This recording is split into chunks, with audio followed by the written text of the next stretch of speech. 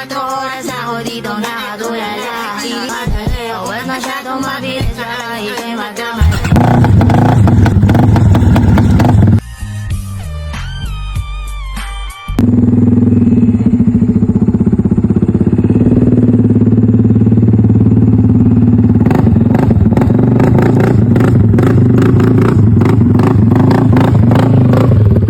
Pakita ko lang sa inyo ang simple na setup ni Hilmax Thai Concept Tank Build. Dito sa harap, lagyan ko siya dito ng forged carbon. Tapos dito carbon, dito yung clearings niya, carbon.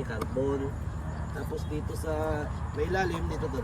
Lagyan ko siya ng BRD na radiator. So yung lahat na linagay ko dito, orig parts, since 300cc siya, nakakahiya naman na copy yung ilagay natin. Tapos dito linagyan ko ng orig Japan Kamoy disc. Tapos a project na hindi ko na maalala basta. Tapos ito orig na Brembo 4-pot. Tapos orig na Garuda hose na may sweet na quick release. Tapos dito sa rim sheet niya, yung rim sheet niya, lagyan ko strong rim. Tapos It My Dust tire. At CNC na hub, ito rare to, CNC na hub. Rare lang to, pang X-Max talaga.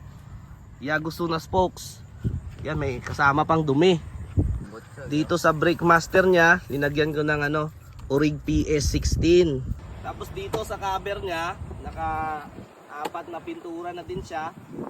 Pag second month, naka-million na namin siya. First month binili, tapos second month ka-million na agad. Tapos naging pearl white at naging pula, at ito yung last, yung beige. Dito na siya magre-retiro sa beige, tapos balik na sa stock color. Ito naman yung kanyang rear. Linagyan namin ng CNC cover. Yan, CNC cover, lightin na crankcase, yung may ram air. Tapos sa likod merong Chayo shock. Samco Sport na hose. At tapos dito CNC. At yung tambutso KOU. Yung bolts niya 90% GR5 bolts. Ayan, tapos meron dito mga ito lighting parts. Ito yung Chayo shock. At kung ano-ano pa na binago.